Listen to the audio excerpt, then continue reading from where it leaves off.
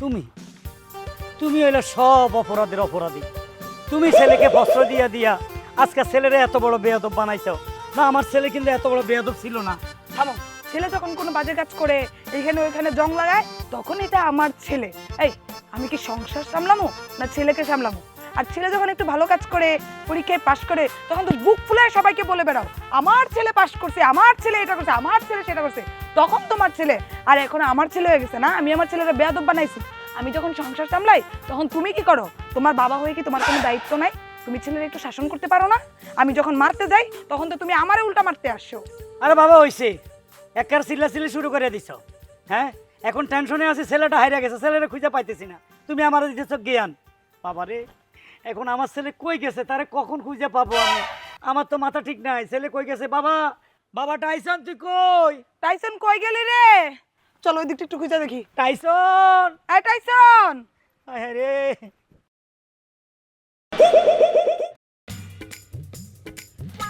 হারুন ভাই, আপা ওই হারুন ভাই কি বাসায় আছে?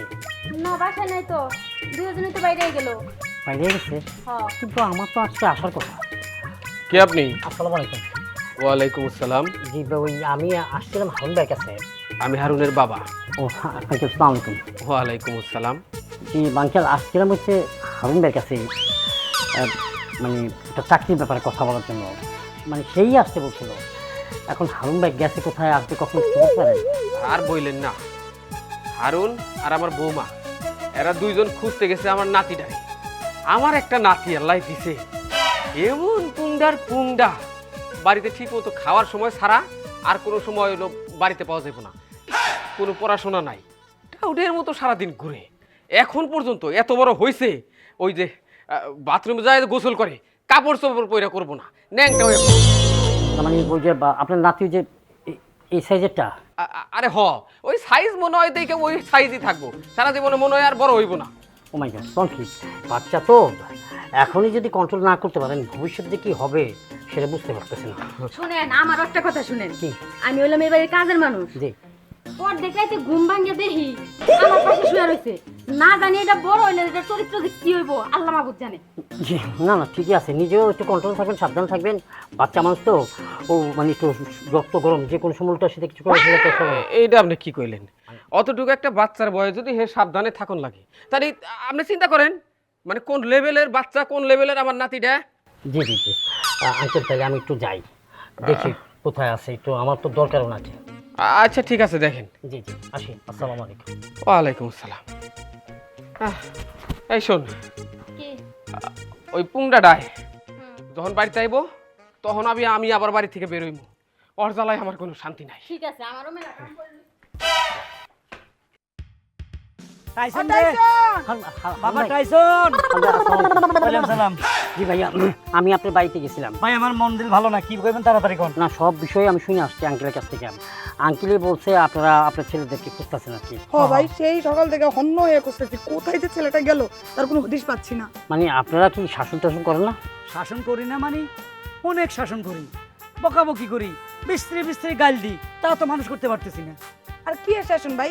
আমি যখনই পোলারে খাওয়ার জন্য, গোসল করার জন্য, পড়ার জন্য শাসন করতে যাই, একটু মারধর করতে যাই, উনি ঢাল হয়ে দাঁড়ায়। উনি ওনার ছেলেরে শাসন করে। জীবনে কোনোদিন শাসন করছো? আমি ওরা গালাগালি করি না, শাসন করি না, ঠিক বলো? কি শাসনের বাহার আমার জানা আছে। তো গালাগালি মানে কিরকম গালাগালি?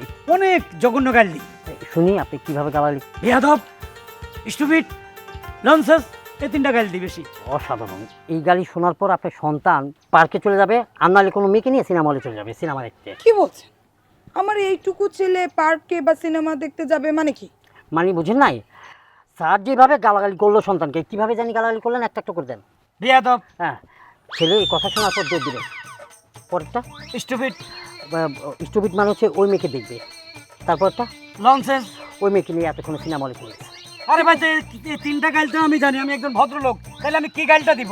আপনার সন্তানের যে অবস্থা এখন, আমার কাছে মনে হইলো একে এই ধরনের বাসায় আপনি কখনো সন্তানকে মানুষ করতে পারবেন না। ভাই এর চেয়ে জঘন্য ভাষা হয়? সে কতটা খারাপ ভাষায় বকাবকি করে বলেন তো? কুত্তার বাচ্চা, শুয়োরের বাচ্চা, বান্দরের বাচ্চা, গাধার বাচ্চা, এই এক একটা গালি যে স্পিড, যে ওজন, সন্তান যেটা বাইরে গেছিল সেটা আবার ঘরে ঢুকে। থামেন থামেন, কুত্তার বাচ্চা তো কুত্তা তাইলে আমি হইলাম, জি গাদার বাচ্চা গাদাটা তো আমি, শুয়োরের বাচ্চা আমি কি শুয়োর? আপনি এটা কি শিখাচ্ছেন আমাকে? এই আপনি মানুষ নাকি? দেখুন, সন্তান মানুষ করতে হলে কিছু জিনিস নিজের ঘরেও নিতে হয়। হ্যাঁ